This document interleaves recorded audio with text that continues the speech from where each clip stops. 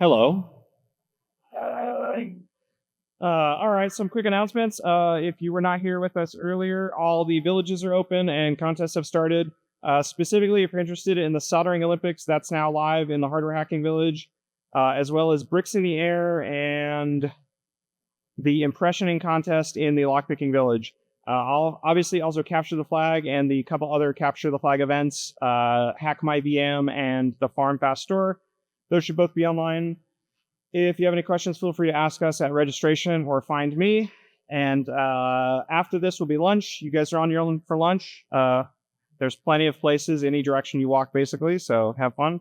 If you want the DG personal recommendation, main chick hot chicken. You want the combo number 2, full spicy.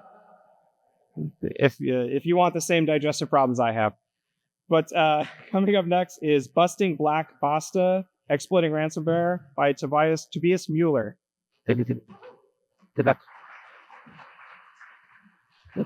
All right, test. Is the audio okay? I assume it is. Welcome everyone. Hello, I'm Toby, and my screen is blocking out. Now that I want to speak of this ransomware gang, my computer behaves weirdly. That's a coincidence. All right, there we are.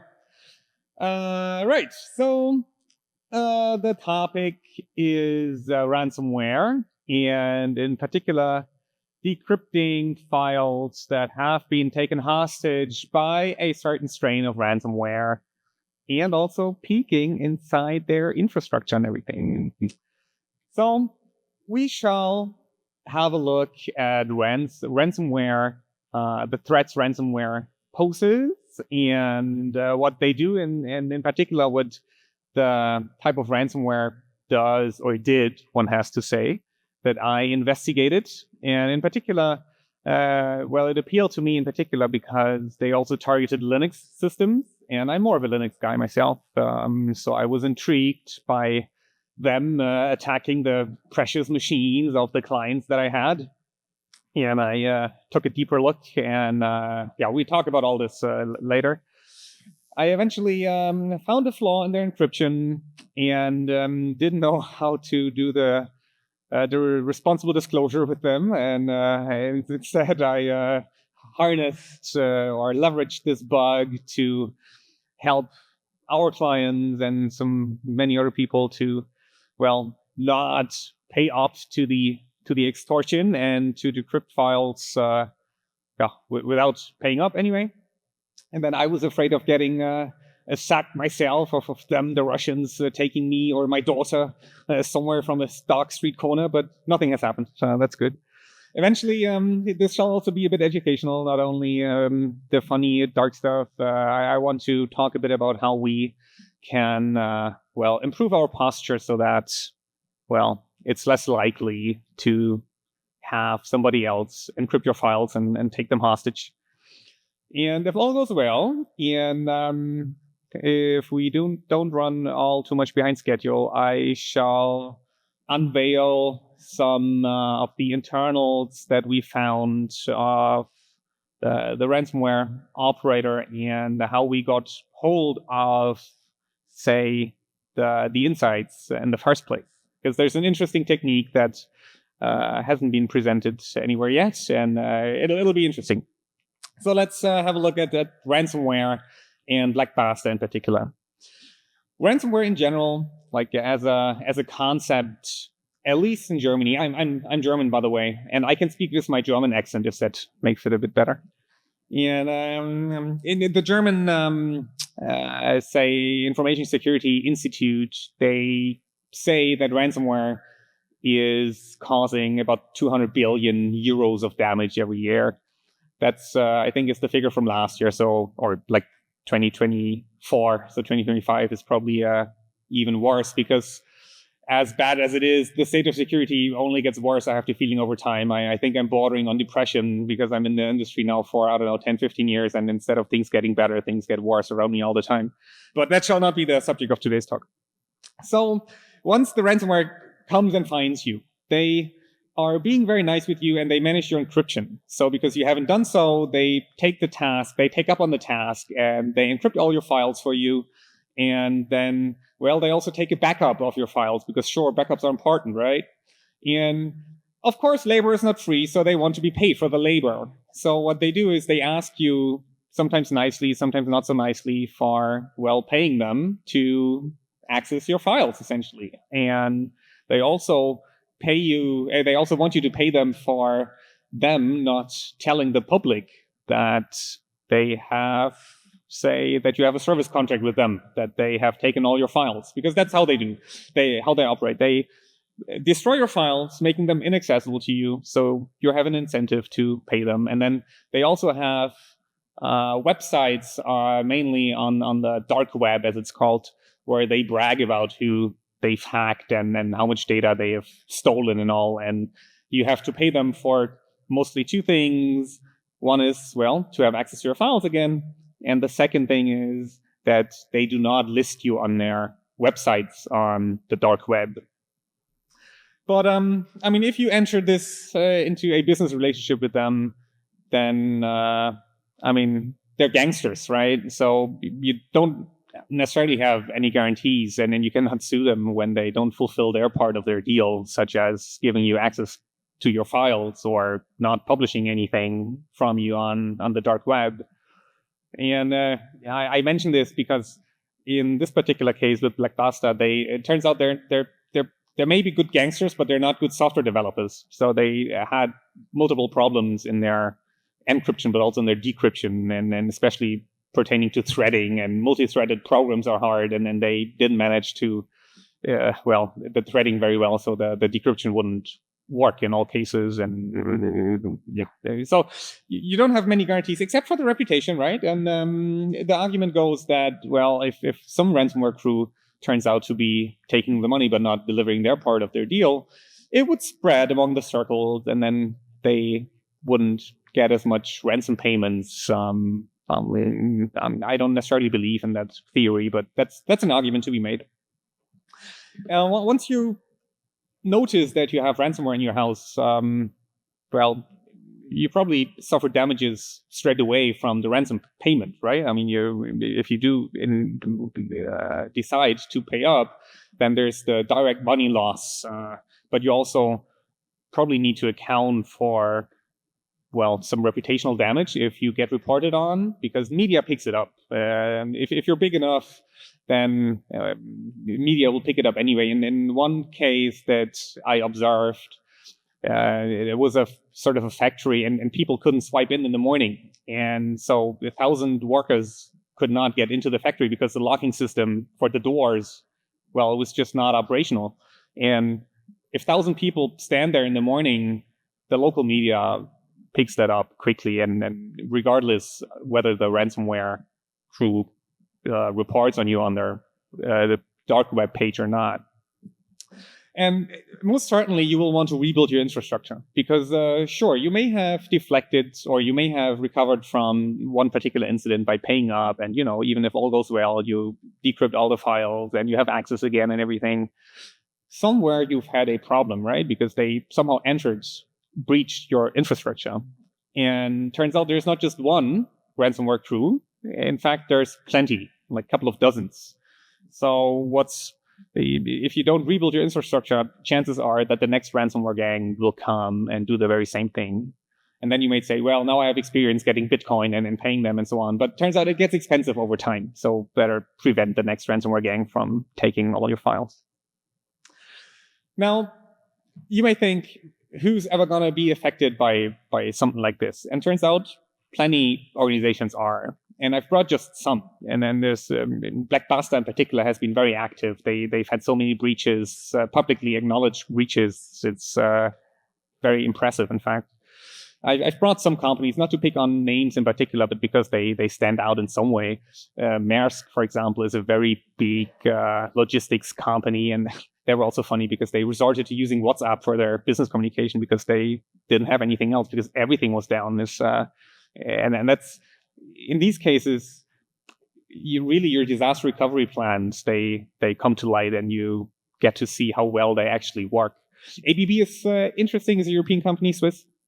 but they don't comment on any of that. And they appeared on the blogs of these dark web, the dark web blog, but then they disappeared.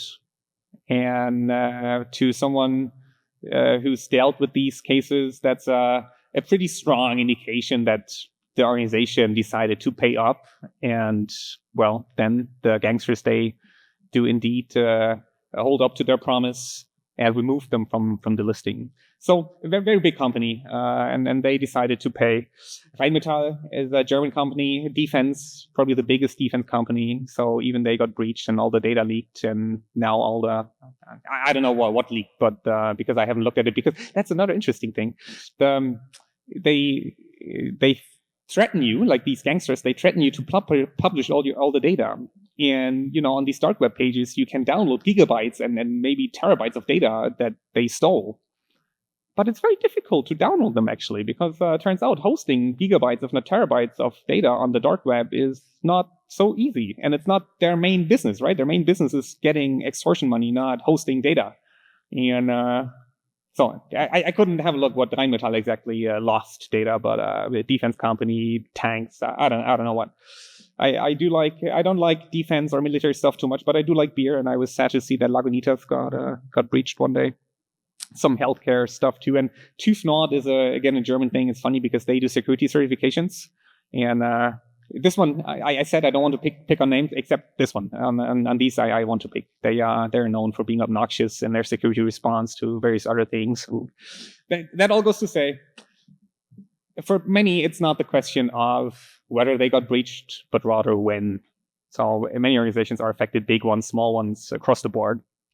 So what does a typical attack look like? To me, there are several phases that can be distinguished, and it most certainly starts with getting an initial foothold somewhere on the periphery, typically like an endpoint of, whatever office worker or whoever is there that reacts to outside messages. From my experience, phishing is by far the biggest entry point, and people clicking on attachments or links, and you can't even blame them, because we're training them to click on links, and we're training them to click on attachments. That's what we do, unfortunately. I mean, if HR sends emails, it's, I don't know, the survey for whatever, you click this link. If you have notification for your holidays, the vacation days expiring, you got to click this link to book your vacation days. So we practice our users to click on links and then open attachments. And I say all this for us to not blame these users clicking on stuff. If we build infrastructure that allows for substantial damage to our organization when an end user clicks on a link, then I think it's rather the infrastructure that is to blame than the user that's using their computers as the computer allows it to. So that's also why in my reports I try to never name any concrete usernames or any personal identifiable information about users who may have clicked or not clicked anything that in the long run has caused some damage. Anyway, once the attack is in, they somehow manage to escalate privileges. And yes, many organizations run legacy systems in the form of Windows, Microsoft stuff, and there's plenty of bugs to be exploited. So it's not a surprise that sooner or later they have privileges and can roam around the network more or less freely, depending on how many layers of protection the organization has. Eventually, attackers find data and try to exfiltrate it somehow, and also then encrypt it. What I think is interesting is backups. So you may say, well, no backup, no pity. And I also said that for the longest time. But these days, organizations tend to have backup. But then I learned backup is not interesting in itself. What is interesting is the restore. If you have a backup, that's all good. But if you haven't ever restored it, then your backup may not be worth much. In one interesting case, the organization had backups, actually double backup strategy that was very smart, because the gangsters, they came and went for the backup straight away. And why did that work? Well, because the backup was part of the infrastructure. It was in the same LDAP as all the other stuff. So once the gangsters got root, got the domain admin, they also managed to control the backup. And the first thing they did was to wipe the backup. So backup was no more, but they were smart. They had a double backup strategy. So they back up things to the cloud. And that was good. They thought, and I thought too, until we realized that it's not worth as much as they believe, because turns out that downloading stuff from the internet may not be as fast as you thought it could be. So the data that was necessary couldn't be gotten hold of quickly enough in order to restore operations as quickly as they wanted to, for various reasons. Data needed to be identified and needed to be located where exactly it was, and then downloaded and put in place, and many aspects to that. But internet-based backup or cloud-based backup is, good if you also keep in mind that you need to restore in time.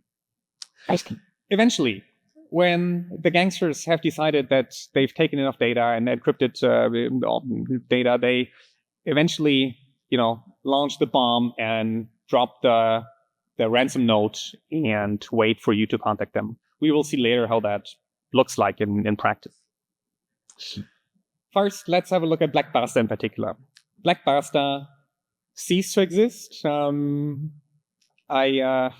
wished I was part of the reason why they ceased to exist. I don't think I played as big of a role as I wish to believe. And we also know now a bit better why that is, because somehow their chat server leaked. So their Matrix channel was or got published by some security researchers. And so we know a bit about their internal communication. But that shall not be the subject now.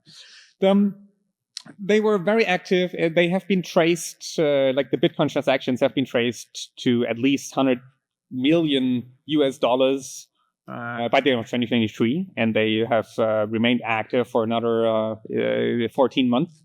So they have been quite a successful operation. I think that's fair to say. And I say it again, they targeted ESXi servers, so a virtual machine, hypervisors, running on some form of Linux, essentially. They have multiple versions. The Black Basta is not a software development company, but they still have iterations of their software, and they changed one relatively important aspect of their software there in November 2022. They had RSA-based encryption until that point. And then they probably hired a semi-capable consultant to tell them that RSA-based encryption is maybe not as fast as other types of encryption, and maybe also not as reliable. So maybe they should switch to elliptic curve cryptography, more modern stuff. And maybe that same semi-capable consultant also implemented that type of encryption and introduced a bug in their software. So that is to say, they screwed it up somehow, and they only introduced the bug with an update to their software. What does the actual ransomware look like? How does it look like when you get cybered? I've brought a little demonstration here, but because I'm aware of the demo gods, I recorded a video. You can get the malware yourself if you feel like cybering yourself. My advice is to not do that on your production machine and to do it in an isolated environment. There's many other places where you can get malware from. If you're in the circles, then maybe VirusTotal or VX Underground, and there's other avenues where you can get hold of samples. So I have brought this video, and you see this is my directory with a file here. It's just a file containing all zeros. That'll be important later.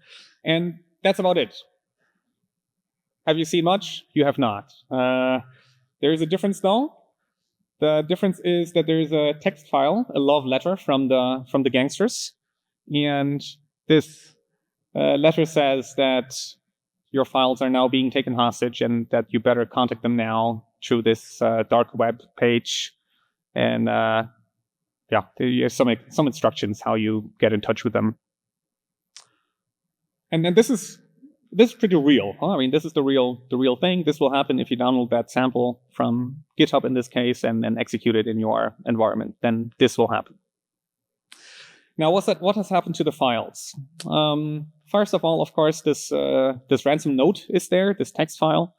And we also see that our initial file now has another extension. This particular piece of malware, they have per victim extensions. So each victim gets their own personalized piece of malware. And it's also gotten slightly bigger. If you compare like the size up here to the size down there, then the autistic people among us will immediately see that it's like a bit of a kilobyte more than it was before. See. If we look at that file, we see the following. Now, you probably can't see all too much because of the red and blue say problem. We see the white stuff is all zeros, which is the original file. And the red stuff is the difference to the encrypted file. This is vbindiff, a program to make a diff of binary files. And so the first thing we notice is that not the whole file is encrypted. In fact, it appears as if, I don't know, maybe a third or so is encrypted. The second thing we can notice is that these red blocks, which are probably the encrypted blocks, are the same. So the ciphertext or the alleged ciphertext in these red blocks is the same across the file. Now, what pattern do they encrypt? Well, or what pattern does it follow when doing the encryption? The code behaves differently based on the size of the file to be encrypted. Small files are being encrypted as they are, like the full thing. Files below a gigabyte are like roughly a third is encrypted. And bigger files, they have a different pattern where like 10% are encrypted. This is probably to increase the efficiency, so to make it quicker to, encrypt all the data and to destroy the data, essentially. I guess the reasoning is that the data is sufficiently destroyed if only parts of it are encrypted. And from my experience, that's true. I mean, sure, you can probably recover the one or the other file with this partial knowledge, but for a business that has many, many files encrypted, they will probably not try to recover each and every file based on partial knowledge that they may have. So it's for efficiency reasons, for speeding up the encryption, that they only do partial encryption. But I have formal education in cryptography, and to me, looking at the same ciphertext had a bit of a smell. And so I was thinking, what would you do if you would do proper encryption? If you did things properly, then you would use xChacha20, which is what they used in their update, and generate a key stream. It's a bit like an endless hash function if you want to have this mental picture in mind. And this key stream that you produce, you apply to your plain text to get the encryption. It's actually, I think conceptually, is relatively simple. It's not nothing too crazy. This is standard stuff. And it's so standard that it's packaged in integrated ciphers. So you would, if you would do it yourself, you probably wouldn't apply raw xChacha20 yourself. You'd probably use an integrated cipher with poly 3005 or something like that. So this is the good case, how you would do it. Now, how did they do it? How did Black Basta do it? Black Basta applied a bit of the key stream that they generated to these blocks. And by applying the block, I mean, it's the very same block that they applied to parts of the file. So that means, or I had the strong suspicion with my PhD in cryptography that there may be something wrong. And I was thinking long and hard, and I tried to learn everything there was about the XOR function, this mysterious, super complicated function, how to use this to reverse the encryption. And it turns out that, well, you can swap these things around, and if you know part of the plain text, if you happen to know, for whatever reason, the 64 byte, then you could recover this key stream and put it in the places where the ciphertext is and have your file recovered. So far, so easy maybe. But now you may ask, well, how do you get hold of these plain text bytes in the first place? Because if I had the plain text, then why would I need to recover? Because if there was plain text, then I'm arguably already good. So I have my file. Turns out, and now it comes full circle back to the beginning. They target ESXi servers, and one of my tasks was to recover all these virtual machines that are hosted on these ESXi servers, and they had plenty. And big SANs with lots of terabytes of storage for all these virtual machines. Turns out that these virtual machines, these images, they had loads of zeros because these images, they weren't fully written to. They were allocated with, all zeros. And since these images, they hadn't been fully written to because, these virtual machines, they got hundreds of gigabytes of storage allocated that hasn't been used fully. So we knew that in some places there were zeros. And with these zeros, we can get hold of this key stream block and apply it to all the other parts that are encrypted and thus recover the full file. With the exception I mentioned before, that is, if the file is too small, then it's fully encrypted. That doesn't work so much. And the first, I think it was 4,000 bytes or so, they're also encrypted in one big block, so that technique doesn't apply to the first couple of thousand bytes. But other than that, we could recover the file. And turns out that we could recover the file more reliably than the Russian decryptor ever could because of all the threading reasons and the problems that they had in their software. So let's recapitulate what we've seen. The malware uses a per file key for, encrypting and hence decrypting a file, a single file. And their problem that they introduced was that they regenerated the very same ciphertext block for every block to be encrypted. This is the decompiled code from the binary. Oh, turns out that if you release malware, maybe you want to strip debug symbols because that would make decompilation a bit harder. The Linux sample contained symbols, which made it nicer in Ghidra to look at this stuff. So this is the outer loop is the per block encryption loop. So outside the loop, it would determine which blocks to encrypt. And then inside this loop, which is per block to be encrypted, they generate this the key stream, apply this key stream to the block, and then immediately discard the block only to recreate it in the next iteration. That's super inefficient, so it uses more CPU cycles than necessary. And of course, it also makes it vulnerable to the problem I've described just before. They're also not super efficient in general. If I was to make like ransomware in Minecraft, say, then I would probably try to use more efficient techniques, such as using IO, U-ring, or using write-v system calls, or rather than the very easy, simple system calls they use. So it's not very efficient, very efficiently written, and I think I could improve their operations by quite a bit if they hired me. Have I mentioned that I'm available for hire? But not necessarily for ransomware at all.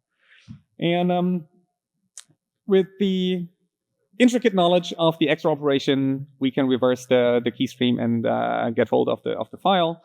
This is the actual Ghidra screenshot so that I get more clout and more street rap for showing that I've actually used Ghidra with my annotations of the variables and all. So with that knowledge, I've written a decryptor to, decrypt files. We see here the image and then the encrypted version. We see that it's different. And in a couple of commands, I will launch the semi-automatic decryptor. I could probably have done it fully automatically, but then I couldn't bill my hours and sell services, so I introduced a little manual step, which is identifying the magic bytes that the malware leaves on the encrypted file. And once it's done, the file decrypts to the original, and well, you can probably launch your virtual machine again. With the exception of, as I mentioned, the first few thousand bytes, or turns out in disk images, the boot sector is. So the image actually doesn't boot right away. But fortunately, the boot sector is first of all, is predictable, because most of the time these virtual machine images, they have maybe 1 or 2 partitions and the layout is known.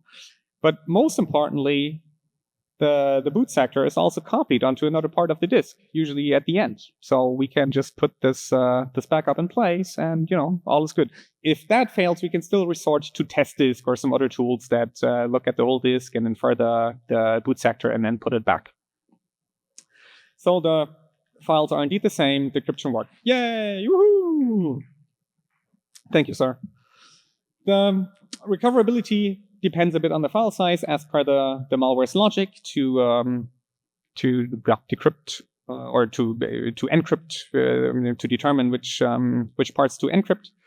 And with this knowledge now, I was a bit torn.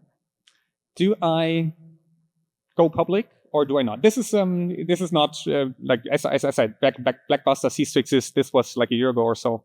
And I was torn between publishing this knowledge on the open internet or trying to help victims in secret.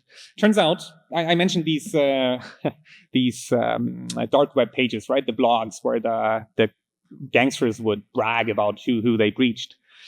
And it's on the open dark web, so we could also have a look there. And of course, we approached these companies who would show up newly on these blogs, and we would write them an email or even call and tell them, oh, we hear you have like a cyber problem right now. Turns out we have a solution. Would you mind clicking on this link or the attachment in this email? We haven't had so much success in our approach, I have to say. And I understand, because your house is on fire, probably, and then there's some weird people trying to save your business now, and they probably have dozens, if not hundreds, people calling them and trying to offer their services to those people who have been breached. And we couldn't possibly stand out. And then my initial thought was, well, I sent them the zip file with everything, so they can look at it themselves and take my word for it or not. But turns out they wouldn't like to click on zip files all too much in the attachments after they got breached. And so then we went to law enforcement, and they promised us, we spread this knowledge to anyone who comes and approaches us who has a cyber problem. And later we learned through other clients that they didn't learn anything because, well, maybe that's German law enforcement, but it's probably not too different in other countries. It's probably trickling down slowly from the federal criminal office down to the local village offices where the people would actually come to. So I was more leaning towards publishing this knowledge. But again, I mentioned my daughter and my own life that I like sufficiently much that I wouldn't like to be taken hostage by the Russians, which I feared, because this is a $100 million operation, right? They surely could afford someone to make my life a bit harsher than it is already. But turns out they didn't even bother. Like I was even sulking because they didn't take it as important as I thought it was. We know now because, as I said, their chat leaked. Someone breached their Matrix server and exported all the chat history and all. And they just brushed it off when they learned about it, because also they had fixed it already. That was that relieved my conscience quite a bit. That I learned just a couple of days before going fully public for the first time that they had a new version that patched this particular problem, and this was probably not due to our intelligence because, well, we hadn't gone public or as public at this stage yet. So I was was quite relieved to then present the findings. Another thing that helped me deciding on whether to go public was nomoransom.org is Europol. So the European police has this website that lists all the known decryptors for ransomware. So there's precedent for going public with ransomware decryption tools. So to summarize a bit, we have automated or semi-automated the decryption of files, and we know that we need 64 plaintext bytes in the encrypted blocks in order to recover most of the file in most circumstances. Not in all, but for many files, this works particularly well. And it can be zeros, that would be easy, but if you happen to have, say, a backup of that part of the file, then you can probably recover the rest, and that would work well for, say, databases, which are often they append rather than rewrite things in the middle. So if you have the beginning of the file from an earlier backup, then you can probably restore the rest that may not necessarily be in your backup just yet. Or in some cases, you can infer some bytes of the file, because some files are just highly structured, and finding 64 bytes may not be as difficult as it may initially sound. For the ESXi images in particular, we can recover the first couple of thousand bytes easily, because boot sectors, they are well known, and the partition layout also. The insights we published with law enforcement and also on the internet. You can go to GitHub and get hold of these Python scripts to get them, or if you don't trust that Microsoft site, you can go to Europol and download it from European servers, say. Meanwhile, Basta imploded. So they ceased to exist, and I alluded to it. It was not necessarily my fault, although I wished I had taken a bit guilt in that, say. But I think we made a bit of a dent in their revenue, if not to the point that they ceased to exist. They had much more trouble among themselves, as we learned from their chat logs. And in fact, somebody uploaded all the Russian chat to OpenAI, to ChatGPT. You can select the Basta GPT from OpenAI and ask questions pertaining to Basta with that GPT, and then you can learn how they discussed and who was disgruntled and how underpaid the admin felt and how much they were lacking vacation days. And it turns out it's just another organization, just as any other, and they also have political struggles inside and disgruntled employees. And yeah, it's just another shop. So if you meet Oleg somewhere, then let him know that Europol is looking for him. This is in fact from Europol, posting for looking for people. We know that Oleg has a relatively good life in Russia. By now we know all this. And it turns out, or my understanding is that cybercrime is a crime in Russia, but only if it affects foreign entities. So, local entities. If it affects foreign entities, then the Russians, my understanding is it's not a legal problem per se. And even if it was, these days, I think cooperation with other Western countries is not on the top of their priorities. So they, and not Europol, Interpol, sorry. This from the international police. Oleg and his crew, we know also that Basta is a reincarnation of the Conti group of malware. Just before, just after Conti ceased to exist, also due to leaks and disgruntled employees, and over the Ukraine-Russia war, Basta started to appear. So former Conti people have formed Basta, and I'm not too deeply involved in the IR circles, and so I don't follow all these malware things all too much. But I wouldn't be surprised if they wouldn't form, or if they would have formed yet another ransomware gang under yet another name that I'm not aware of yet. All right. So how do we try to keep those people out? Well, we've seen this before, like the kill chain, if you want to call it that, or the typical approach or the playbook. Because it also turns out, because we've looked at their infrastructure, they have a pretty playbook-y approach. It's not that they're the super elite zero-day hackers who would, do crazy computer things. It's people like you and me, people who use Shodan and your exploits of GitHub, and they just have their reasonable approach that everybody else would have. So with this knowledge that, this is the typical attack path, many organizations are indeed aware that this happens and, that they are potentially susceptible to attacks. And yet, many organizations I've met anyway, they know that they have potential problems, but they still decide to spend their, say, resources and attention on other parts. And I mean, you can't, or I cannot necessarily blame them. I'm a cyber guy, so I focus on cyber things. The organizations have CEOs, they focus on business things, and I can give them my advice, but it's fair to them if they decide to spend their money elsewhere than on me. Have I mentioned that I take money for our services? Sure. So many organizations, they know that they have a problem. And yeah, and in some cases, I believe some organizations deserve to be hacked because they knew of their problems for a long time. So what can they actually do?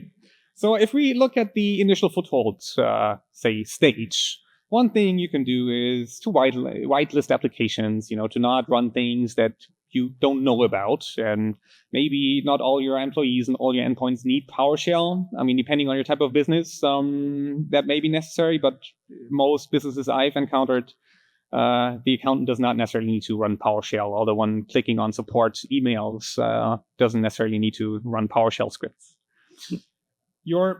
I've seen a lot of Excel stuff being used, and also macros. And I think, sure, it's hard, but you could sign your stuff and only run signed macros. Yes, I know it's difficult and you need infrastructure, but that would prevent a large portion of the attack surface.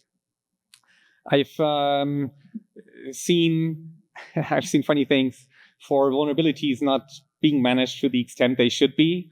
Sure, you should scan for your vulnerabilities in your network, in your infrastructure, but then also have a plan for managing them. I've seen so many Qualys instances with thousands of tickets being opened for patches that are not being deployed because nobody knows where the machine is or who's responsible. And it was a really, really difficult times there. And I've even seen open DNC servers where nobody would know who even was responsible for this machine, and nobody would even know how to turn it off because nobody knew where the machine was to push the button. There's many hardening guides from the vendors, even in particular to ESXi, but also your Linux servers. Even Microsoft has hardening guides for their Windows infrastructure. If you're mature enough, you can have egress monitoring to know what is a normal, baseline for your traffic. I was actually surprised that one of the German clients we've had, that the ransomware managed to exfiltrate so much data in so little time. Not because I didn't think they were incapable, but rather I wasn't aware that the internet line was so big that they managed to exfiltrate dozens of gigabytes within a very short time. That was truly impressive. I didn't think that we were as far in Germany yet with the internet connectivity. And I've said it before, I say it again, backup is good, but more important is restore. So have, continuous exercises for your backup strategy, for your restore operations, and do not hook your backup system up to your Active Directory, because that will be the first thing that the attackers will go after. Okay, so ransomware is still a severe threat, despite me single-handedly fighting one crew and making them extinct. There's still many other gangs out there, and then they will probably continue to exist for as long as we use computers and for as long they expose a significant attack surface. I think you should try to divert some attention and resources towards protective measures, say, because an ounce of protection is cheaper than what's the saying, like a kilogram of cure or something, mixing the imperial and the metric thing. So it's really valuable to, well, do prevention programs rather than trying to clean up when or after shit hits the fan. Coming now to the next part where we have a look at the infrastructure. And this is part of another talk that my colleagues gave a year or so ago. So thanks to Linus and Dominic and Kanforke. So eventually we got an email. So I'm from Germany, CCC Chaos Computer Club. Somebody sent an email to the relatively public mailing list that he was like an admin, a capable admin who just found an attacker or just stopped an attacker while they were doing their thing. So this capable admin found an SSH key and an IP address.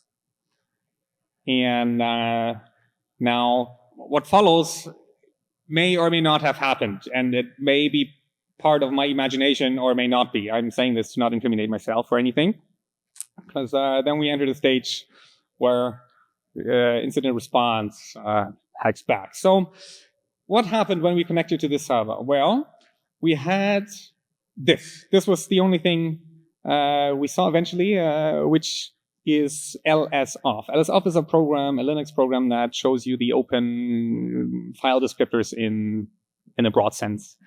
And that includes sockets. And what we see here is TCP ports being opened on ports. And they follow a certain pattern, and it's the local host. And this is to say that connecting via SSH did not allow for executing commands yet, but I will get to that soon. When connecting to this SSH server, all one could do was forward ports. So all we could do was SSH-L and then, 8088 : localhost : 80. And then we would get this. So we could connect to their ports and, see what was listening or running or what these ports would give us. And it turns out that one of the ports would give us this listing. And that also meant that we could also forward connections to those ports that were exposed here. And turns out that these ports, they follow a pattern, right? Like 02, 05, 09. There was like SSH and RDP and Samba. And what they did was I go back one slide. So what they did was they breached organizations, deployed SSH in these breached organizations, connected with that SSH client back to their own infrastructure with a port forwarding back into the internal network. So a reverse port forwarding. And that is most likely for, retaining access to their infrastructure and retaining access to, first of all, the SSH server they deployed, the Samba for the files and all, and RDP for, virtual desktop. And we see there's a certain pattern, right? 11, like 111, 157, and there's many more. So they had quite a few organizations that were in the process of being breached, like live as we were in Minecraft accessing this server. And of course, once you have access to Samba and whatnot, you can, do all your usual hacker stuff and do enumeration with, crack map effect and then what have you. And so we could know, or we could see, or infer what organizations were about to be breached, like live. And again, it's a bit weird calling someone and telling them, oh, hello, good day, how are you today? could it be that, you have an open connection to there and such, and does your host name, equal to such, and maybe you want to have your blue team look into things. It's a customer support representative doesn't necessarily know what to do with that information. And it's also not so easy getting anywhere really with this information unless you know someone who knows someone, which we usually didn't and still do not. So that was an interesting time because also that list changed, right? And because new organizations joined and some left, and it's still, to this day, I wonder what a good approach there is to go to organizations and tell them or what we believe is their problem. And sure, there are the certs, and they're all good, and that's probably also the most promising way. But sometimes maybe it's also not the quickest way. So yeah, if you have any ideas on how to do disclosure in those cases, find me afterwards somewhere, over a beer preferably. So, okay. Now, this is already interesting, but wouldn't it be more interesting if we could still get hold of, or if we could a better foothold in their infrastructure somehow? Yes, it would. And I mentioned this SSH access, and I mentioned that we can forward ports. And what I haven't mentioned yet, that one can leverage this to execute commands. And as far as I'm aware, this is the first time I'm disclosing this very publicly to the internet, even hello, YouTube. With modern enough Linux systems that run systemd, and where the SSH daemon does not prevent Unix socket forwarding, I believe I can execute commands on these remote hosts. How does that work? Well, turns out SSH can not only forward TCP connections, but also name Unix sockets. And turns out that modern software uses those sockets for, IPC, for communicating with other processes. Turns out, further, that systemd uses exactly that mechanism for IPC, for telling the host daemon, like the PID1, what to do. So, combining all this, we forward a local socket, temp HB, systemd private. We forward this from my laptop to this part, the run user 1000 systemd on the remote machine.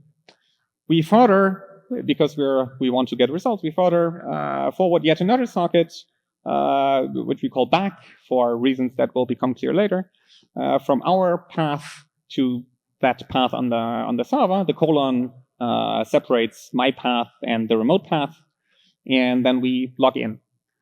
And with that in place, we can run systemd locally on my machine.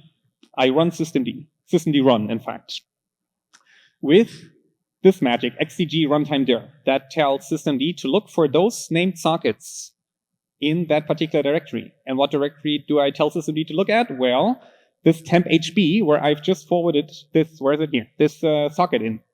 So I forwarded this socket that systemd will talk to now to the remote machine. And to get the feedback from the process, I tell systemd property standard output, what's it called? Path or something? Output, standard output equals file. This socket that I'm forwarding also for getting the standard out back. And then I tell systemd run to execute the hostname command. And first, I think it was somewhere else before, the local machine is called, I forgot what it's called, but the remote machine is called Hackney. So this proves that we can execute commands on the remote host despite the executing this command was blocked. And how was it blocked? Well, there's this SSH configuration where you put in the authorized keys for the user, you put this command stanza. So you say command and then, just sleep or ls off or whatever you want, and then it will prevent the SSH daemon from spawning that command, except if you don't use SSHD in the first place, but rather systemd run. So that gets us shell on the server, although they try to prevent that. I think this is pretty cool. I think also this is the first time that this is being discussed. And I know from colleagues that they've hit walls in certain infrastructure that prevented them from continuing because they couldn't execute any commands. So with that in place, we could, have a closer look in Minecraft, I have to say. And we've seen, first of all, a big mess, like files everywhere, not much organization. But we've also seen normal stuff. So, proxies to connect everywhere, but we've also seen Shodan. And we had a nice Shodan key, that runs against their budget rather than against ours. And they used normal stuff. So they were just doing, regular hacker stuff, nothing too crazy.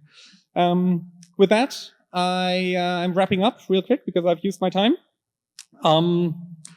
Yes, to ransomware authors, if you... Oh, I had improvement somewhere. Oh yeah, here, this is the improvement. But I discussed that over here.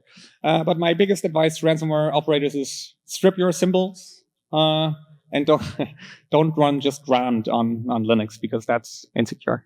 Okay, with that, I thank you very much for your attention, and I hope to. I don't know. Do we have time for questions, or are we out? No, we're out. Sorry. Find me afterwards. I hope to talk to you. Thank you very much.